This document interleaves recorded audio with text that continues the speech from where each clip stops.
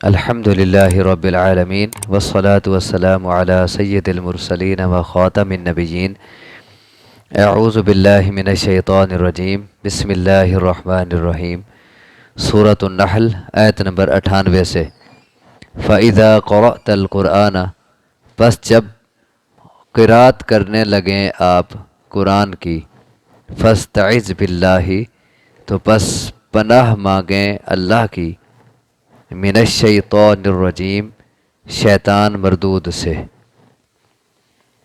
کیونکہ جب کوئی انسان قرآن پڑھنے لگتا ہے، قرآن کی طرف آتا ہے، تو شیطان کا حملہ اور تیز ہو جاتا ہے کہ یہ اللہ کے دین کی طرف کیوں جا رہا ہے۔ اگر اس نے قرآن پڑھ لیا، اس کو سیکھ لیا، سمجھ لیا، تو پھر تو یہ اللہ کا ہو کے رہ جائے گا۔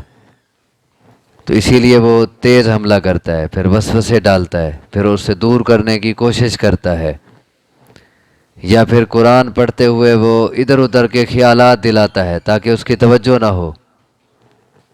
تو اسی لیے قرآن پڑھنے کے آداب میں سے ایک ادب یہ ہے کہ اس کی تلاوت کے آغاز میں اعوذ باللہ من الشیطان الرجیم پڑھ لیں۔ یعنی اس میں یہ حکم دیا گیا ہے باقاعدہ کہ جب آپ قرآن پڑھنے لگیں تو شیطان مردود سے اللہ کی پناہ لے لیں۔ کیسے؟ کہ شروع میں پڑھ لیں اعوذ باللہ من الشیطان الرجیم، یہ حکم ہے۔ آگے فرمایا انہ لیس لہ سلطان، بے شک نہیں ہے اس کا کوئی زور، علی الذین آمنوا ان لوگوں پر جو ایمان لائے، وعلی ربہم یتوکلون اور وہ اپنے رب پر بھروسہ کرتے ہیں۔ جن لوگوں کا اللہ پر صحیح ایمان ہوتا ہے اور اللہ پر توکل ہوتا ہے تو شیطان کا زور ان لوگوں پہ نہیں چلتا۔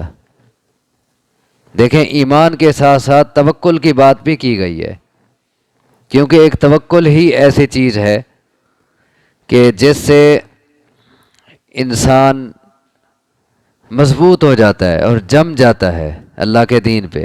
اگر توکل نہ ہو پھر وہ ڈگمگاتا ہے، ادھر ادھر ہوتا ہے، پھر وہ اپنی ذہن سے سوچتا ہے، پھر وہ دنیا کو ترجیح دینے لگ جاتا ہے، یا دنیا کی خاطر آخرت کو داؤ پہ لگا دیتا ہے، یا پھر وہ پیچھے بات آ رہی تھی وہ معاہدے توڑ بیٹھتا ہے، قسمیں توڑتا ہے۔ اللہ پہ توکل جو نہیں ہوتا وہ پھر حرام کی طرف چلا جاتا ہے، حلال کو چھوڑ کے وہ پھر سود کھانے لگ جاتا ہے، وہ پھر کاروبار میں جھوٹ اور فریب سے کام لیتا ہے کیونکہ توکل نہیں ہوتا۔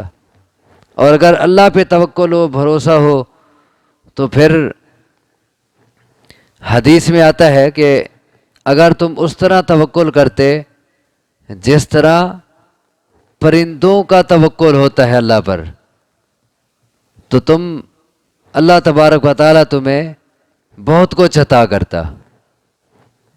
اور پرندوں کا توکل کیسے ہوتا ہے؟ آپ نے فرمایا کہ صبح خالی پیٹ نکلتے ہیں اور شام کو جب واپس آتے ہیں پیٹ بھرے ہوتے ہیں۔ تو جس طرح ان کا توکل ہے اور ساتھ کچھ نہیں لاتے، کل کے لیے اللہ پہ توکل ہے، جس نے آج دیا وہ کل بھی دے گا۔ تو اللہ پر اگر توکل ہو پھر انسان کے سارے معاملات ٹھیک ہو جاتے ہیں، پھر وہ شیطان کے وسوسے میں نہیں آتا۔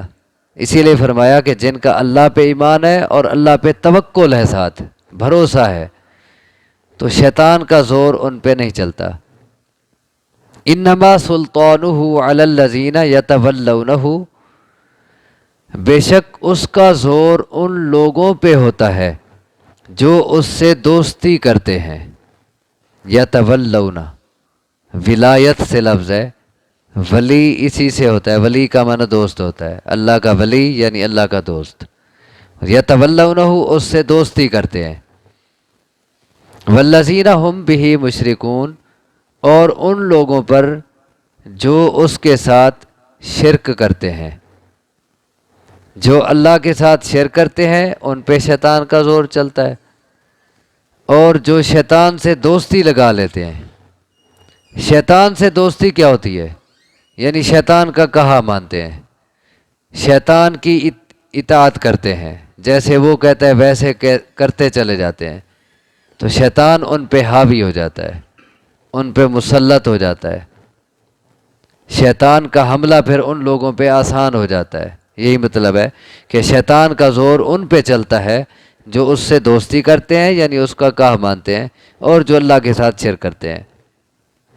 وَإِذَا بَدَّلْنَا آیَةً مَّکَانَ آیَةٍ، اور جب بدلتے ہیں ہم کوئی آیت بجائے اور آیت کے،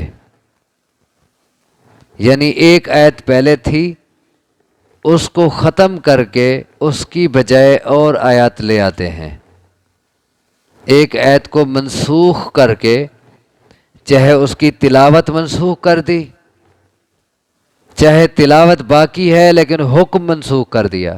کئی آیات ایسی ہیں، نسخ کی کئی قسمیں ہوتی ہیں منسوخ ہونے کی۔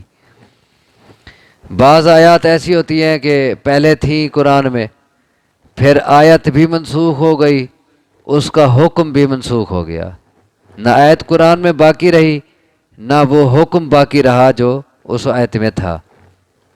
ایک دوسری قسم ہوتی ہے کہ آیت تو باقی ہے، قرآن کا حصہ ہے، اس کے پڑھنے میں ثواب ہے، لیکن اس آیت میں جو حکم ہے وہ اب نہیں ہے، حکم ختم ہے۔ ایسی کئی آیات آپ کو بتائی جاتی ہیں کہ یہ آیت اب منسوخ ہے، وہ احادیث سے معلوم ہوتی ہیں۔ اور ایک تیسری قسم ہوتی ہے کہ حکم باقی ہے، آیت منسوخ ہے، تلاوت منسوخ ہے، یعنی ایک آیت قرآن میں تھی لیکن قرآن سے ختم کر دی گئی، لیکن حکم وہی کھڑا ہے، ایسی بھی آیات ہیں۔ تو فرمایا جب ہم بدلتے ہیں کسی آیت کو بجائے اور آیت کے، یعنی کسی آیت کو منسوخ کر کے اس کے بدلے جب اور آیت لے آتے ہیں تو کیا ہوتا ہے، یہ آگے آئے گا قالو سے، درمیان میں ایک الگ جملہ لا کے اس کے بارے میں بتایا جا رہا ہے کہ واللہ اعلم بما ینزل، اور اللہ خوب جانتا ہے اسے جو وہ اتارتا ہے، یہ اللہ کو پتہ ہے کہ اس نے کیا اتارنا ہے۔ یہ چونکہ وہ اعتراض کرتے ہیں جو آگے آ رہا ہے، اس لیے پہلے کہہ دیا یہ اللہ کو پتہ ہے کہ اس نے کیا اتارنا ہے، پہلے کیا حکم تھا، پھر اس کو ختم کر کے پھر دوسرا حکم کیوں لے آئے، یہ اللہ کا کام ہے، یہ لوگوں کا کام ہی نہیں ہے، اور اللہ خوب جانتا ہے اسے جو وہ اتارتا ہے۔ اب یہ جملہ معترضہ چھوڑ کے پیچھے اور آگے بات ملائیں، اور جب ہم بدلتے ہیں کسی آیت کو بجائے اور آیت کے تو لوگ کہتے ہیں قالو انما انت مفتر، کہ بے شک تو خود گھڑنے والا ہے۔ جب وہ یہ دیکھتے ہیں نا کہ پہلے ایک آیت یہ پڑھا رہا تھا، آپ کہتے ہیں نہیں یہ آیت نہیں ہے، اب کہتے ہیں یہ خود گھڑ لیتا ہے۔ اللہ تبارک و تعالیٰ اس کا جواب دیتے ہیں بل اکثرهم لا یعلمون، بلکہ ان میں سے اکثر جانتے نہیں۔ پہلے کہا اللہ کو پتہ ہے اس نے کیا اتارنا ہے، اور جو آیت کے نسخ پہ کہتے ہیں کہ یہ خود گھڑتا ہے وہ خود بے علم ہے۔ دیکھیں ان کا خیال یہ تھا کہ جو اللہ کی بات ہے نا، اللہ نے اگر اتارا ہوتا ہے اس کو قرآن کو تو پھر اس میں تبدیلی نہ ہوتی، پھر بس جو آ گیا اس میں پھر نسخ نہ ہوتا۔ تو یہ کیا آج کہتے ہیں کہ یہ حکم ہے، کل کہتے ہیں نہیں یہ نہیں اب یہ ہے، آج کہہ رہے ہیں یہ قرآن ہے، پھر کہتے ہیں نہیں یہ اب قرآن میں سے ختم ہے، یہ خود گھڑ لیتا ہے۔ تو اللہ تبارک و تعالیٰ نے اس کا ایک جواب تو یہ دیا یہ اللہ کو پتہ ہے کہ اس نے کیا اتارنا ہے۔ دوسرا کہا جو یہ الزام لگاتے ہیں نا محمد صلی اللہ علیہ وسلم پہ نسخ کو دیکھ کے، منسوخ ہونے کے کو دیکھ کے، جو یہ الزام لگاتے ہیں کہ یہ خود گھڑ لیتے ہیں، ان کی اپنی باتیں ہوتی ہیں اور قرآن کا نام دیتے ہیں اس پر، یہ خود بے علم ہے، انہیں پتہ نہیں کہ نسخ کی حکمتیں کیا ہیں، اس میں مصلحتیں کیا ہیں۔ دیکھیں حالات بدلتے رہتے ہیں، بعض اوقات حالات اور ہوتے ہیں ان کی مناسبت سے ایک حکم آ جاتا ہے، پھر حالات بدل جاتے ہیں، پھر وہ حکم اب کارگر نہیں ثابت ہو رہا ہوتا تو اللہ تبارک و تعالیٰ اس حکم کو ہٹا کے ایک اور حکم دے دیتے ہیں۔ تو یہ کوئی انوکھی بات تو نہیں ہے، اب یہی وجہ ہے کہ جو مکی صورتیں ہیں ان کی آیات، ان کے مضامین کچھ اور طرح کے ہیں وہاں جیسے حالات تھے، اور جو مدنی صورتیں ہیں ان کے مضامین کچھ اور انداز کے ہیں کہ وہاں اور طرح کے حالات تھے۔ جو مکی صورتیں ہیں ان میں منافقین کا تذکرہ نہیں ہے، اور جو مدنی صورتیں ہیں ان میں منافقین کا تذکرہ ہے، کیونکہ اب منافقین پیدا ہو گئے تھے۔ تو یہ تو وقت بدلنے سے، جگہ بدلنے سے، حالات بدلنے سے احکام مختلف ہوتے ہیں۔ تو اسی لیے یہ کوئی عجیب بات، انوکھی بات تو نہیں ہے کہ پہلے ایک حکم تھا اب دوسرا کیوں آ گیا۔ یہ تو ہوتا رہتا ہے، یہ تو عام حکومتیں بھی کرتی ہیں، قانون بدلتے رہتے ہیں، ترامیم ہوتی رہتی ہیں۔ پھر دیکھیں یہ آیت، اور جب بدلتے ہیں ہم کسی آیت کو بجائے کسی اور آیت کے، اور اللہ کو خوب پتہ ہے اس کا جسے وہ اتارتا ہے، تو لوگ کہتے ہیں کہ بے شک تو خود گڑھنے والا ہے، بلکہ ان میں سے اکثر بے علم ہے۔ قل نزلہ روح القدس من ربک بالحق، کہہ دیجئے اتارا ہے اس کو روح القدس نے، جبرائیل امین نے اس کو اتارا ہے تیرے رب کی طرف سے حق کے ساتھ۔ انہوں نے کہا تو گھڑنے والا ہے، کہا نہیں، بلکہ اس کو جبرائیل امین نے رب کی طرف سے آپ پہ اتارا ہے، اور حق کے ساتھ اتارا ہے، یعنی اس میں جو ہے وہ عین حق ہے۔ اور نزلہ کا معنی ہوتا ہے تھوڑا تھوڑا اتارنا، تنزیل، نزلہ تنزیل سے ہے۔ تنزیل کا معنی یک بار اتارنا نہیں ہوتا، بلکہ تھوڑا تھوڑا اتارنا۔ تھوڑا تھوڑا اتارا ہے اس کو جبرائیل امین نے آپ کے رب کی طرف سے حق کے ساتھ۔ یہ تھوڑا تھوڑا کیوں اتارا، یک بار کیوں نہیں آ گیا سارا؟ اس کی حکمت لِيُثَبِّتَ الَّذِينَ آمَنُوا وَهُدًى وَبُشْرَى لِلْمُسْلِمِينَ، تاکہ ثابت رکھے وہ ان لوگوں کو جو ایمان لائے، جو ایماندار ہیں، تاکہ وہ جمے رہیں، وہ ثابت رہیں کہ حالات کے مطابق آیت آ گئی۔ کفار نے کبھی کوئی اعتراض کر دیا، اس کے جواب میں آیت آ گئی۔ کبھی کوئی نیا مسئلہ پیش آ گیا، اس کی مناسبت سے آیت آ گئی۔ تو اس طرح ان کا دل مطمئن رہے گا، وہ جمے رہیں گے ایماندار۔ اسی لیے اللہ تھوڑا تھوڑا اتارتا ہے حکمت کے ساتھ۔ وَہُدًى، اور تاکہ ہدایت ہو وہ، وَبُشْرَى لِلْمُسْلِمِينَ، اور خوشخبری ہو مسلمانوں کے لیے، وقتاً فوقتاً خوشخبریاں ملتی رہیں۔ اگر ایک ہی بار سارا آ جاتا تو وہ مزہ نہیں تھا، جو تھوڑا تھوڑا مناسبت سے، موقع محل کی مناسبت سے اترتا رہا، اس میں جو خوبیاں ہیں، اس میں جو مصلحتیں، حکمتیں ہیں، وہ ایک ہی بار اترنے میں نہیں تھیں۔ وَلَقَدْ نَعْلَمُ أَنَّهُمْ يَقُولُونَ، اور البتہ تحقیق ہم جانتے ہیں کہ بے شک وہ کہتے ہیں، انما یعلمہ بشر، کہ بے شک سکھاتا ہے اس کو ایک انسان، ایک آدمی۔ اللہ کہتا ہے ہمیں یہ بھی پتہ ہے کہ وہ کہتے ہیں کہ اس محمد صلی اللہ علیہ وسلم کو ایک آدمی سکھاتا ہے، اور اسی کی بات ہوتی ہے اصل، اور کہتا ہے قرآن ہے، اللہ کی طرف سے آیا ہے۔ اصل مکہ میں ایک غلام تھا عیسائی، اور اجمی تھا، اور لوہار کا کام کرتا تھا۔ تو رسول اللہ صلی اللہ علیہ وسلم وقتاً فوقتاً اس کے پاس جاتے، بیٹھتے، آنا جانا ہوتا تھا اس کے پاس۔ تو کفار مکہ کہتے کہ یہ اس کے ساتھ جو اٹھتا بیٹھتا ہے نا، اس سے کچھ سیکھ آتا ہے، اور ہمیں آ کے سنا دیتا ہے وہ اسی کی باتیں، اور کہتا ہے یہ قرآن ہے، اللہ کی طرف سے آیا ہے۔ اللہ کہتا ہے ہمیں پتہ ہے ان کی بات کا۔ آگے پھر جواب ہے اس کا، وَلَقَدْ نَعْلَمُ أَنَّهُمْ يَقُولُونَ إِنَّمَا يُعَلِّمُهُ بَشَرٌ، اور البتہ تحقیق ہم جانتے ہیں کہ بے شک وہ کہتے ہیں کہ بے شک سکھاتا ہے اس کو ایک آدمی۔ آگے جواب سنیے، لِسَانُ الَّذِي يُلْحِدُونَ إِلَيْهِ أَعْجَمِيٌّ وَهَذَا لِسَانٌ عَرَبِيٌّ مُبِينٌ، فرمایا کہ زبان اس شخص کی جس کی طرف یہ نسبت کرتے ہیں، اس کی زبان اعجمی، اجمی ہے، وَهَذَا لِسَانٌ عَرَبِيٌّ مُبِينٌ، اور یہ تو زبان ہے عربی واضح۔ آیا جواب سمجھ؟ جس کی طرف یہ نسبت کرتے ہیں بھی فلاں بندہ فلاں غلام اس کو سکھاتا ہے اور بات اس کی ہوتی ہے، یہ کہتا ہے قرآن ہے۔ سوچو تو صحیح ذرا کہ جس کی طرف تم اس قرآن کی نسبت کر رہے ہو کہ یہ اس کا کلام ہے، اس بندے کا کلام ہے، اس کی تو زبان عربی ہے ہی نہیں، اس کی تو زبان ہی عجمی ہے، اور یہ قرآن تو فصیح عربی زبان ہے، عام عربی زبان بھی نہیں۔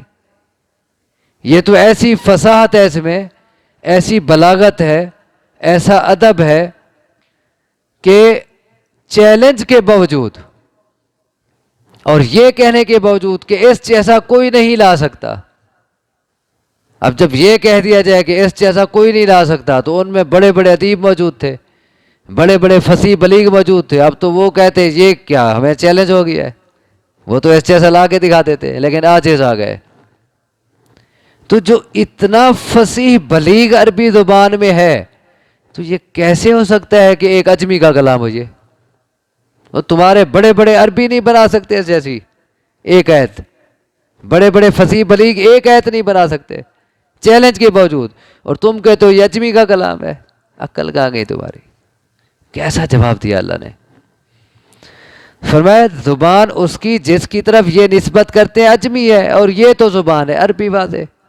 ان الذین لا یؤمنون بآیات اللہ، بے شک وہ لوگ جو نہیں ایمان رکھتے اللہ کی آیات کے ساتھ، لا یہدیہم اللہ، نہیں ہدایت دیتا انہیں اللہ، وَلَهُمْ عَذَابٌ علیم، اور ان کے لیے عذاب ہے دردناک۔ جن کی مت ماری ہوئی ہے، جو ایمان نہیں لاتے، یعنی جن کا یقین نہیں ہوتا آیات پہ، پھر انہیں ہدایت نہیں ملتی۔ جو آیات پہ ایمان نہیں لاتے یعنی جو تصدیق نہیں کرتے، جو ان کو سچا نہیں مانتے، اللہ کا کلام نہیں مانتے، جن کا ان آیات پہ یقین نہیں ہوتا، پھر انہیں ہدایت بھی نہیں ملتی۔ تو ہدایت پانے کے لیے پہلے یقین کرنا پڑتا ہے کہ جو ہے حق ہے، سچ ہے، اللہ نے جو وعدے کیے ہیں، جو فرمایا ہے عین اسی طرح ہے، ہمارا ایمان ہے، پھر وہی اپناتے بھی ہیں، اس کو اپنی زندگی کا حصہ بھی بناتے ہیں، پھر ہدایت بھی انہی کو ملتی ہے۔ بے شک وہ لوگ جو نہیں ایمان لاتے اللہ کی آیات کے ساتھ، پھر نہیں ہدایت دیتا ان کو اللہ، اور ان کے لیے عذاب ہے دردناک۔ انما یفتر الکذب الذین لا یؤمنون بآیات اللہ، بے شک گھڑتے ہیں جھوٹ وہ لوگ جو نہیں ایمان رکھتے اللہ کی آیات کے ساتھ، وَأُولَئِكَ هُمُ الْكَاذِبُونَ، اور یہی لوگ جھوٹے ہیں۔ یہ بھی اوپر والی بات کا حصہ ہے۔ انہوں نے کہا کہ یہ خود بنا لیتا ہے، خود گھڑتا ہے، یا اسے انسان سکھاتا ہے، اور یہ کہتے ہیں اللہ کا قرآن ہے۔ تو اس کے کئی جواب آئے، آخر میں فرمایا کہ جھوٹ تو وہ گھڑتے ہیں جن کا اللہ کی آیات پہ ایمان نہیں ہوتا، جبکہ محمد صلی اللہ علیہ وسلم ان کے بارے میں تو کہا گیا انا اول المسلمین، سب سے پہلا مسلمان ہوں ہی میں، سب سے پہلا ماننے والا تو میں ہوں، اور آپ تو تمام ایمانداروں کے سردار ہیں۔ تو وہ پھر کیسے جھوٹ کر سکتے ہیں؟ جھوٹ تو وہ گھڑتے ہیں جن کا ایمان نہیں ہوتا، اور آپ تو ایمانداروں کے سردار ہیں، تو آپ کیسے جھوٹ کر سکتے ہیں؟ اور پھر تم خود کہتے ہو کہ یہ صادق اور امین ہے، سارے مانتے ہو، ما جربناک الا صادقا، ہمارا تجربہ ہے کہ تو سچا ہے، کہتے تھے آپ کو۔ اور جس کے بارے میں تمہارا تجربہ ہے کہ سچا ہے، تم خود کہتے ہو کہ یہ سچا ہے، صادق اور امانت دار ہے، کسی بندے پہ جو جھوٹ نہیں بولتا، تو کیا وہ اللہ پہ جھوٹ بول سکتا ہے؟ بات اپنی ہو یا کسی کی سکھائی ہوئی ہو اور کہے اللہ نے فرمائی ہے، تو وہ اللہ پہ کیسے جھوٹ بول سکتا ہے؟ بے شک جھوٹ تو وہ گھڑتے ہیں جن کا ایمان نہیں ہوتا اللہ کی آیات پہ، اور وہی جھوٹے ہیں۔ یہ جھوٹا نہیں ہے، یہ سچا ہے۔ اللہ سے دعا ہے مجھے آپ کو سمجھنے کی، عمل کی توفیق عطا فرمائے۔ اقول قولی ھذا واستغفر اللہ لی ولکم، وآخر دعوانا ان الحمد للہ رب العالمین۔